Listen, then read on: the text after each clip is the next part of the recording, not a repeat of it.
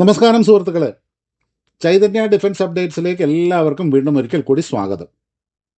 നമ്മൾ ഇന്ന് പരിശോധിക്കുന്നത് ഭാരതത്തിൻ്റെ പ്രതിരോധ ചരിത്രത്തിലെ ഏറ്റവും നിർണായകവും ഒരുപക്ഷെ ഏറ്റവും ചിലവേറിയതുമായിട്ടുള്ള ഒരു തീരുമാനത്തെക്കുറിച്ചാണ്. ഏകദേശം 3.25 ലക്ഷം കോടി രൂപയുടെ ഒരു വമ്പൻ MRF ഡീല്. ഇന്ത്യൻ വ്യോമസേനയുടെ നട്ടെല്ലായിട്ട് മാറാൻ പോകുന്ന 114 പുതിയ യുദ്ധവിമാനങ്ങൾക്കായിട്ട് റഷ്യ അവരുടെ അത്യാധുനിക 5ാം തലമുറ വിമാനമായ സുഖോയ് 57 ഫെലോൺ ഓഫർ ചെയ്തിട്ടും എന്ത് വേണമെങ്കിലും ചോദിച്ചോളൂ എന്ന് പറഞ്ഞ് ഫുൾ ടെക്നോളജി ട്രാൻസ്ഫറും സോഴ്സ് കോഡും വെച്ച് നീട്ടിയിട്ടും ഇന്ത്യ എന്തുകൊണ്ട് വീണ്ടും ഫ്രാൻസിൻ്റെ റഫാൽ F4 തന്നെ തിരിച്ചുപോയി? അമേരിക്കയുടെ F-35, റഷ്യയുടെ ഈ സുഖോയ് 57 എന്നിവയെ മറികടന്ന് റഫാൽ എങ്ങനെയാണ് ഈ മത്സരത്തിൽ വിജയിച്ചത്? 2025 മെയ് മാസത്തിൽ അതിർത്തിയിൽ നടന്ന ഓപ്പറേഷൻ സിന്ദൂർ ഈ തീരുമാനത്തെ സ്വാധീനിച്ചിട്ടുണ്ടോ? ഉണ്ടെങ്കിൽ എങ്ങനെ സ്വാധീനിച്ചു? റഫാൽ F4ഉം സുഖോയ് 57ഉം തമ്മിലുള്ള ഒരു കംപ്ലീറ്റ് ടെക്നിക്കൽ പോസ്റ്റ്മോർട്ടമാണ് നമ്മൾ ഇന്ന് ചെയ്യാനായിട്ട് പോകുന്നത്. അതുകൊണ്ട് തന്നെ വീഡിയോ അവസാനം വരെ കാണുക, കാരണം ഇതിൽ നിങ്ങളുടെ പല സംശയങ്ങൾക്കുമുള്ള മറുപടിയും ഉണ്ട്.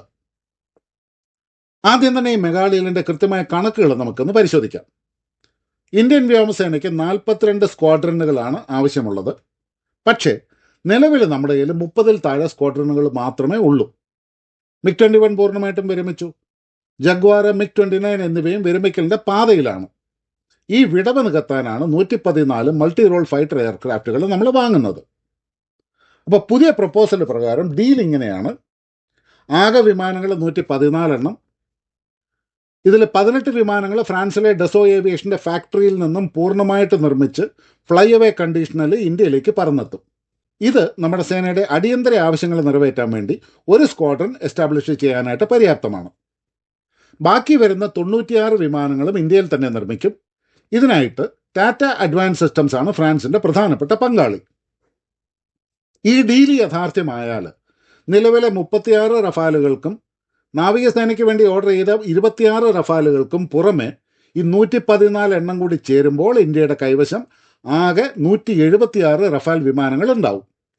അങ്ങനെ ഏഷ്യയിൽ ചൈന കഴിഞ്ഞാൽ പിന്നെ ഇത്രയും വലിയൊരു ആധുനിക വ്യോമശക്തി വേറെ ഉണ്ടാവില്ല. പക്ഷെ വളരെ പ്രധാനപ്പെട്ട ഒരു ചോദ്യമാണ് ഉയർന്നു വരുന്നത്. എന്തുകൊണ്ടാണ് ഇന്ത്യ സുഖോയ് 57ൻ്റെ സൂപ്പർ ഓഫർ വേണ്ടാന്ന് വെച്ചത്? ഇവിടെയാണ് ഏറ്റവും വലിയ രാഷ്ട്രീയവും സാങ്കേതികവുമായിട്ടുള്ള ചോദ്യം. കാരണം റഷ്യ നമുക്ക് ഓഫർ ചെയ്യുന്നത് നിസ്സാരമായ കാര്യങ്ങളല്ല. അവരവരുടെ ഏറ്റവും രഹസ്യമായ സുഖോയ് 57ൻ്റെ സോഴ്സ് കോഡ് വരെ തരാമെന്ന് നമ്മളോട് പറഞ്ഞിട്ടുണ്ട്. ഇത് കിട്ടിയാൽ നമുക്ക് ഇഷ്ടമുള്ള ഇന്ത്യൻ മിസൈലുകൾ അതിൽ ഘടിപ്പിക്കാനായിട്ട് സാധിക്കും. എന്ന് മാത്രമല്ല, ആംക പ്രൊജക്റ്റിൽ റഷ്യയുടെ സമ്പൂർണ്ണമായ പിന്തുണയും സഹായവും കിട്ടുകയും ചെയ്യും. എന്നിട്ടും എന്തുകൊണ്ട് ഇന്ത്യ താൽക്കാലികമായിട്ടെങ്കിലും നോ പറയുന്നു? ഇതിന് പ്രധാനമായിട്ട് 4 കാരണങ്ങളാണ് ഉള്ളത്. റഷ്യ യുക്രൈൻ യുദ്ധം തുടങ്ങിയ ശേഷം റഷ്യൻ സ്പെയർ പാർട്ടുകൾ കിട്ടാനായിട്ട് വലിയ പ്രയാസം നമുക്ക് നേരിടുന്നുണ്ട്. നമ്മുടെ സുഖോയ് 30 MK ഫ്ലീറ്റ് തന്നെ ഇതിൻ്റെ ബുദ്ധിമുട്ട് നല്ലപോലെ അനുഭവിക്കുന്നുമുണ്ട്. യുദ്ധസമയത്ത് വിമാനം പറത്താനായിട്ട് സ്പെയർ പാർട്ടില്ല എന്നുണ്ടെങ്കിൽ പിന്നെ എത്ര വലിയ വിമാനം ഉണ്ടായിട്ടും കാര്യമൊന്നുമില്ല. നമ്മുടെ അനുഭവപ്രകാരം ഫ്രാൻസ് ഇക്കാര്യത്തിൽ അങ്ങേയറ്റം വിശ്വസ്തരുമാണ്. പിന്നെ നമ്മൾ കാണുകയാണെന്നുണ്ടെങ്കിൽ സുഖോയ് 57ൻ്റെ എഞ്ചിൻ പ്രശ്നങ്ങൾ തന്നെ. സുഖോയ് 57 ഒരു 5ാം തലമുറ യുദ്ധവിമാനമായിട്ട് വികസിപ്പിച്ചുകൊണ്ടിരിക്കുമ്പോൾ അതിനൊരു സമ്പൂർണ്ണ 5ാം തലമുറ എഞ്ചിൻ ഇതുവരെ ആയിട്ടില്ല. അവർ വികസിപ്പിക്കുന്ന 5ാം തലമുറ എഞ്ചിൻ ഇപ്പോഴും സമ്പൂർണ്ണമായിട്ടും സജ്ജമായിട്ടില്ല. അതുകൊണ്ട് തന്നെ പഴയ എഞ്ചിൻ വെച്ച് പറക്കുന്ന വിമാനം വാങ്ങാനായിട്ട് ഇന്ത്യക്ക് താല്പര്യമില്ല. നമ്മളിപ്പോൾ സ്വന്തമായിട്ടൊരു ആംക നിർമ്മിക്കുകയാണ്. ഇതിനു വേണ്ടി നമുക്ക് വേണ്ടത് അങ്ങേയറ്റം വിശ്വസിക്കാവുന്ന ജെറ്റ് എഞ്ചിനുകളുമാണ്. ഇതിനു വേണ്ടിയിട്ട് നമ്മൾ സഹകരിക്കുന്നത് ഫ്രാൻസിൻ്റെ തന്നെ സഫ്രാൻ കമ്പനിയുമായിട്ടാണ്. അതുപോലെ തന്നെ റഫാൽ F4 എന്ന് പറയുന്നത് ഒരു ബാറ്റിൽ പ്രൂവണായിട്ടുള്ള, അതായത് യുദ്ധത്തിൽ തെളിയിക്കപ്പെട്ട ഒരു വിമാനമാണ്. അതുകൊണ്ട് തന്നെ നാളെ ഒരു യുദ്ധം വന്നാൽ റഫാൽ വിമാനങ്ങൾ പറക്കാനായിട്ട് ഏത് നിമിഷവും റെഡിയാണ്. പക്ഷേ സുഖോയ് 57 ഇപ്പോഴും പരീക്ഷണ ഘട്ടത്തിലൂടെ കടന്നു പോകുന്നതേ ഉള്ളൂ.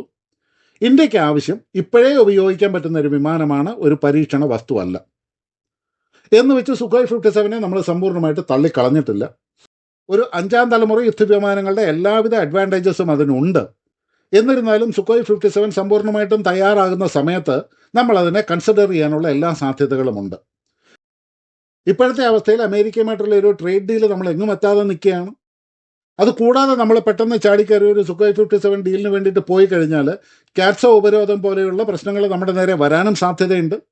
ഇതുകൂടാതെ കൂടുതൽ S-400 അല്ലെങ്കിൽ S-500 മിസൈൽ ഡിഫൻസ് യൂണിറ്റുകൾക്ക് വേണ്ടിയിട്ട് നമ്മൾ റഷ്യയുമായിട്ട് സഹകരിക്കാനുള്ള സാധ്യതകളും ആരായുന്നുണ്ട്.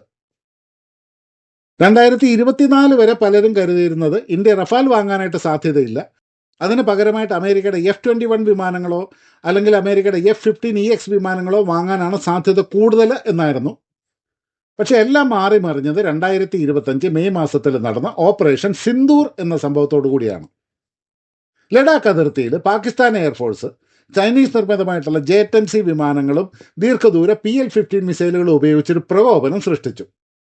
ആ സമയത്ത് പെട്രോളിങ്ങിനുണ്ടായിരുന്നത് 2 ഇന്ത്യൻ റഫാൽ വിമാനങ്ങളായിരുന്നു. അവിടെ സംഭവിച്ചത്, പാകിസ്ഥാന്റെ വിമാനങ്ങൾ അവരുടെ PL-15 മിസൈൽ ലോക്ക് ചെയ്യാനായിട്ട് ശ്രമിച്ചപ്പോൾ റഫാലിലെ സ്പെക്ട്ര എന്ന് പറയുന്ന ഇലക്ട്രോണിക് വാർഫെയർ സിസ്റ്റം അത്ഭുതങ്ങളാണ് കാണിച്ചത്. ശത്രുവിൻ്റെ റഡാറുകളെ ജാം ചെയ്യുക മാത്രമല്ല, അവരുടെ സ്ഥാനം കൃത്യമായിട്ട് തിരിച്ചറിഞ്ഞ് റഫാൽ വിമാനങ്ങളുടെ റഡാർ ഓൺ ചെയ്യാതെ തന്നെ പാസീവായിട്ട് J-10 വിമാനങ്ങളെ ട്രാക്ക് ചെയ്യാനായിട്ട് റഫാലിന് സാധിച്ചു. അതുകൊണ്ടുണ്ടായ മറ്റൊരു അഡ്വാൻറ്റേജ് എന്ന് പറഞ്ഞു കഴിഞ്ഞാൽ, റഫാൽ വിമാനങ്ങളുടെ റഡാർ ഓൺ ചെയ്യാത്തത് കൊണ്ട് J-10 വിമാനങ്ങൾക്ക് പാസീവായിട്ട് ഇതിനെ കണ്ടുപിടിക്കാനായിട്ടോട്ട് സാധിച്ചുമില്ല. കേവലം ഇലക്ട്രോണിക് ആധിപത്യം, അതായത് ഇലക്ട്രോണിക് ഡൊമിനൻസ് മാത്രം കൊണ്ട് ശത്രുവിനെ പിന്തിരിപ്പിക്കാനായിട്ട് റഫാലിന് കഴിഞ്ഞു.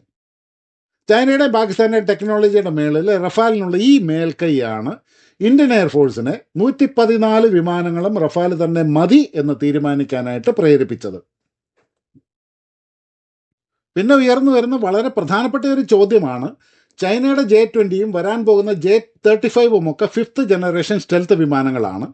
ഇതിനെ നേരിടാനായിട്ട് റഫാൽ എന്ന 4.5 ജനറേഷൻ വിമാനം മതിയാകുമോ എന്ന്. നമ്മൾ പലരും കരുതുന്നത് പോലെ J-20 എന്ന് പറയുന്നത് ഒരു സമ്പൂർണ്ണമായ അദൃശ്യ വിമാനമല്ല. അതുകൊണ്ട് തന്നെ റഫാൽ അതിനെ എങ്ങനെ മറികടക്കാമെന്ന് നമുക്ക് ആദ്യം ഒന്ന് പരിശോധിക്കാം.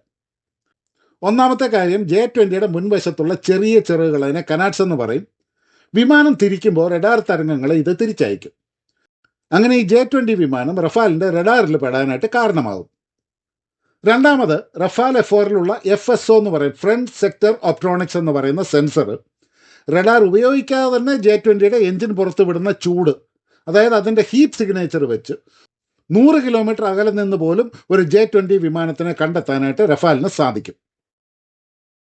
പിന്നെ നമ്മൾ നോക്കുകയാണെന്നുണ്ടെങ്കിൽ, ചൈനയുടെ PL-15 മിസൈലിന് തീർച്ചയായിട്ടും റഫാലിൽ ഉപയോഗിക്കുന്ന മീറ്റിയോർ മിസൈലിനേക്കാളും റേഞ്ച് കൂടുതലാണ്. 200 കിലോമീറ്റർ വരെ അതിന് റേഞ്ച് ഉണ്ട്.